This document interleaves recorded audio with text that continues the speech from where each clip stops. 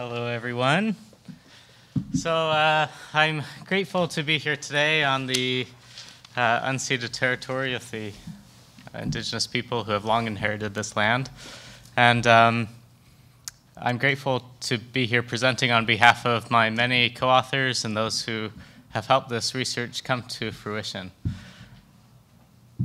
I think one of the main things that I want to talk to you about today is that in a world of many competing interests and for competing resources, we often leave people behind.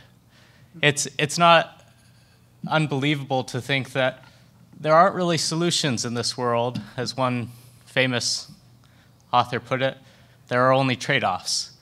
And so oftentimes in society, when we work together, we have to make trade-offs about our priorities. However, we don't always fully evaluate what those trade-offs are. And so I think covering those issues of these sometimes unforgotten topics is an important thing to do, especially today as we are considering all the exciting content around PrEP. It's also to remember those who already have HIV. In research from the BC Centre for Excellence, we've looked at life expectancy of people living with HIV. And many of you have heard that life expectancy of people with HIV is now approaching that of the general population. Well, when you adjust for attrition, as it turns out that overall, this is not exactly true. Estimated life expectancy for somebody overall with HIV is as low as 57.5 years. And that is dramatically lower than the standard for the male population, which is about 79.7. Now, of course, that differs by CD4 count. That differs by when they initiated ART and which generation of ART therapies they received. As you can see, those who are on the most recent generation of HIV, they live 74 to 76 years. And so this is a very good thing that the biomedical industry has done for our community at significant cost and effort to those early pioneers decades ago. As such, with the increasing availability of HAART and the expansion of these resources, AIDS deaths have declined, and this is quite a significant decline, down from what was about 60% among people living with HIV to now less than 30%. However, with that comes the added complication of new causes of death, and all of us have to face and be aware of our health, but I think for people living with HIV, this is especially true, with increasing deaths attributable to cancer, cardiovascular disease, respiratory disease, and neurological disorders. And while this has been well studied in the general population among people living with HIV, both men and women, among gay men, there is reason to examine this more specifically in this population, because there are a number of things in our lives that make our health different from the general population. We experience early stress and trauma from an early childhood age, mostly from a society who rejects homosexuality, or at least did when most of us were growing up. And that causes problems in our HPA axis as we process with cortisol. That causes more stress on the immune system. And it's a very complex set of interactions that lead to physiological degradation. Gay men also have different physical activity and different BMIs, with lower BMIs on average and greater levels of physical activity. But they also have higher levels of substance use, including alcohol use, tobacco use, and other drugs. And so all of those things can contribute to different health outcomes. And so in this study, we wanted to evaluate to what extent those differences in health outcomes differed between people living with HIV, and specifically HIV positive and HIV negative men. And so as part of the Momentum Health Study, which after a few years of presenting here at the Momentum, at the Gay Men's Health Summit, I'm sure you've heard of the Momentum Study, hopefully. This study used respondent-driven sampling, which is a form of chain referral recruitment to recruit people from our community and from your social networks to identify a broad and diverse sample that was not biased by our original selection of subjects. As you know, in gay men's health research, it's very difficult to get representative samples, and respondent-driven sampling provides one way by which we can approximate a representative sample. We then asked participants in both the nursing component and elsewhere in the questionnaire, what kind of physical health issues they were dealing with. Some of those were by yes, no, and then we also allowed them to indicate others. These range from heart problems to strokes and diabetes, kidney disease, all these sort of things. We classified those into 6 categories: cardiovascular disease, cancer, respiratory illness, gastrointestinal illness, mental health problems, and other. We then used an interaction term, which is just a fancy way of saying we looked at the relationship between HIV status and age and looked at how that impacted diagnosis. And then we took a special interest in those factors which are known to relate to people's physical health already, to make sure that whatever results we're observing aren't due to something other than HIV. And so we controlled for race and ethnicity, income, BMI, smoking, and drinking. In the Momentum Health study, our sample is, of people and of social networks. And you can see that the age difference between people living with HIV and people without HIV is quite profound. You can see that about half of people are over the age of 49, 50, which early projections from 2008 said by 2015, 50% of people living with HIV would be over the age of 50. And here in this unadjusted data, we see that's about true. You can see the peak in the epidemic of the number of people living with HIV are the people who are coming of age at the onset of the HIV epidemic, and with slower infections happening thereafter, whereas HIV-negative persons tend to be younger. And so that's another reason to include an HIV status age interaction.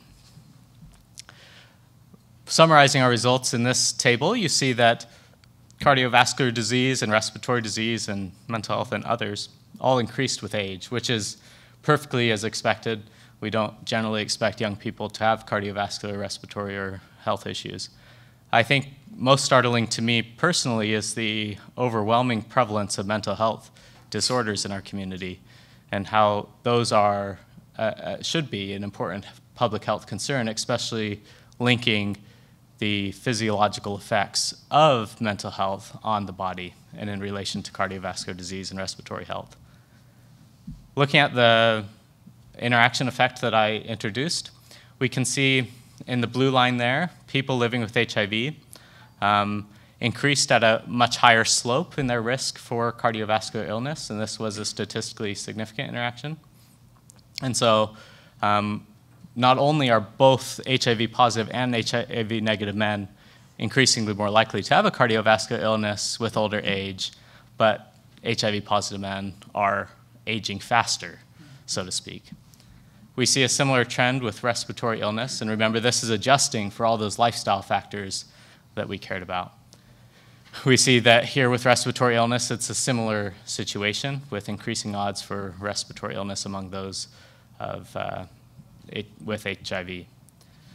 We did not find much of a difference in effect between those living with HIV positive and HIV negative men regarding cancer.